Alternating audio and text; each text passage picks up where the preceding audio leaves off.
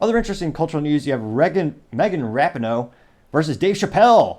Now, Meghan spells her name wrong to begin with, so Meghan. And Rapinoe, she's not a rapper. I looked into this. She is a soccer player. Ridiculous, Rapinoe. I mean, it's almost as silly as calling something topping. Oh, wait, damn. Now, you may remember her as a soccer player who said that they deserve to be paid more because she was on the women's soccer team. And she was complaining how much the men's soccer team make, which is hilarious and inaccurate in terms of your sport doesn't matter, physically speaking. Now, the biggest contention I have when it comes to female athletics complaining about not making as much as the men do is because it's not sexist, it's capitalism. Because the men's team generate more audience members to tune in, and that's where these companies make a lot of their money, is the advertising dollars. You also have the merchandise, you also have the food at the stadium games. And when you only have 3 people cheering on the WNBA or the women's soccer team, you can't make that much money off of selling those 3 people 18 hot dogs. They can only eat so much before their belts completely explode. Now, keep in mind the United States has about a 50-50 split between men and women. So if all the women went out there and tuned into these sports, they would make just as much as the men's team, presumably. But these soccer teams, they actually argue they should make... I think they got a portion of the men's winnings when the men's team won the World Cup, which I thought was part of the Harry Potter world because of the Triwizard Cup, the cups. But no, it's something globally known as soccer or football. But I digress. This is an interesting sport, some might say. But she was saying, oh yeah, we should make just as much of them, even though no one tunes into our sport. Most of these companies are losing money when it comes to female athletics. Again, if every woman in the United States just went and attended those games, they'd all be making just as much or presumably more than men. Now, it looks like following the United States Women's USWNT. C- for marketing. What the heck? You have to explain that to me 12 times. Maybe. United States Women's Network Team? What? Nevertheless, that's their Olympic team apparently. And they actually lost their match against Sweden late in July. And Rapinoe spoke out using the Olympics as a platform to raise awareness about social justice, which, again, sports, politics, business, politics, they don't like to work together. If you want to make the most amount of money, you make a product that appeals to everyone. That's more often than not the most successful business use case, unless you're a specific political commentator or you're making a product for a niche part industry. But again, people will go to a soccer game. Those 3 people in the audience watching her, they don't want to listen to her talk about politics. They want to see her pretend to run or kick the ball or see what color hair she has that day. But she's recently retiring, and I know all 3 fans in the audience will be very disappointed. And she is also becoming more politically active in her belief that biological men should play in women's sports. And also talking about pulling the ladder up behind you. And she was saying, quote, "You're taking a real woman's place, and that's part of the argument that is extremely transphobic. I see trans women as real women," unquote. Meghan Rapinoe.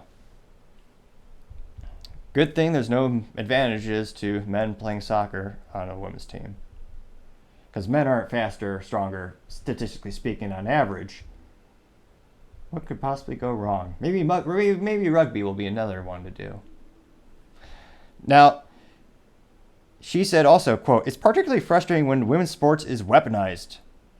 Oh, now we care about fairness. Now we care about women's sports. That's total BS. And show me all the trans people who are nefariously taking advantage of being trans in sports. It's just not happening," unquote. Not happening? What do you mean? This is literally the most it's the most simplistic and unrealistic political argument you hear with a lot of things these days. First they say, it's not happening. Then when you say, oh wait, I have examples here, here, and here, they say, okay, it's happening, but it doesn't affect you. Why do you care? And then you say, oh, it's happening. You should be proud. You should embrace this. You have to embrace this. That's usually the political manipulation, ideology of certain people when pushing certain ideas. Now, when she says it's not happening, I just spoke recently in the show, one of the most prolific collegiate examples is Leah Thomas taking away a trophy from Riley Gaines. Now, Riley Gaines is a female collegiate athlete in swimming. That happened. That's a real world example. Also, when Leah Thomas was competing, they're bumping people off those podiums. So girls are losing sponsorships to Leah.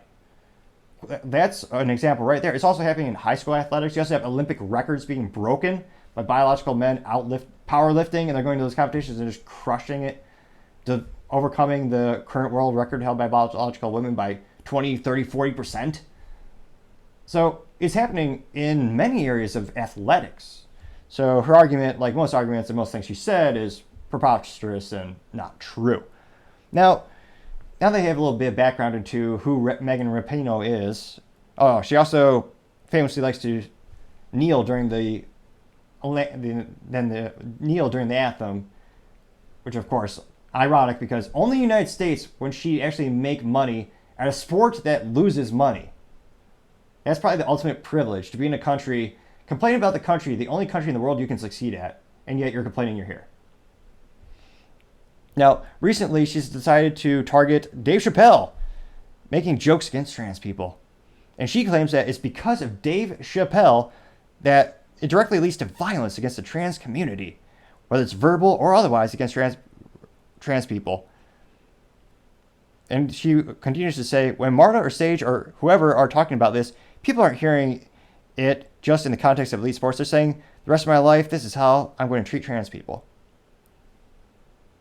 Now, criticism of Dave Chappelle has been that way for several, I would say probably over a decade since he actually speaks his mind, is independent.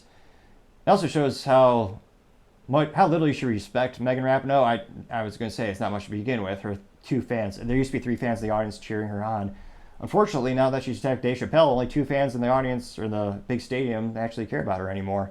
Now, it's ridiculous to say this, especially because, and it's a very heartbreaking story in terms of Dave Chappelle and his friend who is trans, he actually met a trans comedian.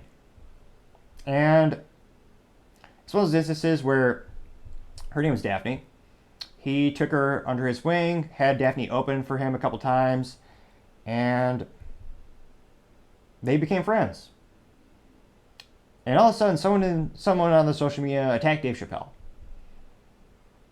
And it was heartbreaking because Daphne actually stood up for Dave Chappelle, which some would say takes real balls to do that. Pun intended, but also a good person. Because a wise man once said, your character is not truly known until it's tested. Most people, unfortunately, if you're attacked on social media, if the tide is against you, your so-called friends won't stand up for you. Only the true friends who are truly there for you, they will stick up for you. They won't leave you when it's inconvenient to be your friend. Daphne stood up for Dave Chappelle. And Daphne was attacked and ostracized by the mob. She subsequently killed herself. That's what the nice, warm mob gave to Daphne. Because she didn't agree, she stood up for someone, they bullied her to an unlimited extent. Subsequently, she took her own life, or his own life. I don't mean that disrespectfully. I forget which side of the aisle she transitioned to, or he transitioned to. But how heartless is that? Dave Chappelle's friend died, and you dare say he doesn't care about the trans community? He makes fun of everyone. One of the best things comedians do is, the best comedians ever, they make fun of all groups of people. Dave Chappelle brilliantly points out how you're not allowed to make fun of certain people, and he leans into that fact, and he makes some brilliant observations. Comedy seems to be the final frontier when it comes to free speech. He doesn't hate anyone, except maybe specific assholes. He doesn't hate, excuse my French, he doesn't hate groups of people. He just wants to make fun of everyone equally and treat everyone equally. That is American.